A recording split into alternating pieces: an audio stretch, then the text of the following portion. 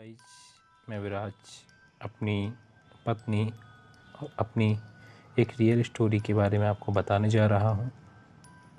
ये कहानी है खंडाला घाटी की। मैं और मेरी पत्नी 6 महीने बाद ब्रेक लेकर बाहर घूमने निकले थे। हम दोनों पेशे से डॉक्टर हैं। हॉस्पिटल से छुट्टियां लिए हुए बहुत दिन हुए थे। सच में उस दिन मेरी पत्नी राधिका बहुत खुश दिख रही थी। छुट्टियां बिताने के लिए मैंने खंडाला घाटी के एक गांव में पुराना फार्म हाउस बुक किया था, जहां मैं और मेरी पत्नी एक साथ वक्त बिता सकें और इस हसीन ज़िंदगी में कुछ खूबसूरत यादें बना सकें। हम मुंबई से शाम 4 बजे निकले थे। मुंबई से खंडाला हाईवे पर पुराने नगमे गुनगुनाते हुए दोनों बड़ी खुशी से फार्म हाउस पर छुट्टियां में क्या क्या करेंगे ये प्लान कर रहे थे। फार्म हाउस घाटी के निचले हिस्से से बसे गांव में था, इसलिए हमें जंगल वाले वीरान इलाके से जाना पड़ा था। रास्ते में एक मोड़ पर मैंने पानी पीने के लिए गाड़ी रोकी। वहाँ एक बोर्ड लिखा हुआ था। उस बोर्ड पर कुठारी फार्म हाउस 25 किलोमीटर आगे है और वहीं हमारी मंजिल थी। मैंने राधिका को बोर्ड दिखाया। वह बोली, ये क्या आलोक, तुमने कौन से जंगल में वैकेशन प्लान किया है? अभी और 25 किलोमीटर गाड़ी चलानी होगी। मुझे अब भूख भी लगी है। मैंने कहा, सब्र रखो मेरी जान। फार्म हाउस तुम्हारे लिए कोई रेलवे स्टेशन के बाजू में नहीं बनाएगा। फिर हम दोनों गाड़ी में बैठे। तभी हमने सामने एक बीड़ी पीती हुई अंधेड़ उम्र की औरत को देखा। वह हमारी तरफ देख रही थी। उसके चेहरे पर एक अजीब सी शैतानी मुस्कान थी, मानो उसे जो चाहिए वह मिल गया हो। राधिका मजाक मजाक में बोली, देखो तुम्हारी पुणे वाली काकी कैसे बीड़ी पी रही है। मैंने कहा, मेरी नहीं, वह तुम्हारी मुंबई वाली काकी है जो चुप चुप के घर के दरवाजे खिड़की बंद करके सिगरेट फूंकती है। इस बात पर हम दोनों एक साथ हंस पड़े।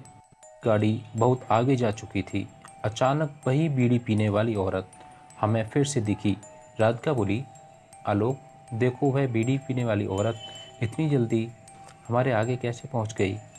उसे देखकर मुझे लगा ये कोई दूसरी औरत होगी और मैं गाड़ी चलाता रहा, लेकिन मेरी आंखें तब फटी की फटी रह गईं जब तीसरी बार हम दोनों ने उसी औरत को सामने आते हुए देखा। मैंने अर्जेंट ब्रेक लगाकर गाड़ी रोक दी और हम दोनों गाड़ी से बाहर निकले और देखा कि उसी मोड़ पर थे जहाँ किया था। लगा कि हम कहीं गए ही नहीं, गाड़ी उसी मोड़ पर ही खड़ी थी। फिर जब हम उस औरत की तरफ मुड़े तब वो वहाँ नहीं थी।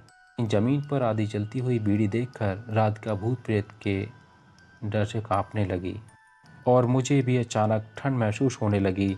फिर हम दोनों जल्दी से गाड़ी में बैठे और यू टर्न मारने गाड़ी पीछे की ओर भगा। कहते हैं ना कि मुसीबत जब आती है जल्दी पीछा नहीं छोड़ती। मैं तेज़ी से गाड़ी भगा रहा था। राधिका को डर के मारे पसीना छूट रहा था।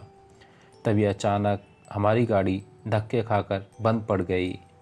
मैं कार से बाहर निकला और बोनेट खोलने चेक करने लगा, लेकिन बहुत कोशिश करने पर भी गाड़ी स्टार्ट नहीं हो रही थी।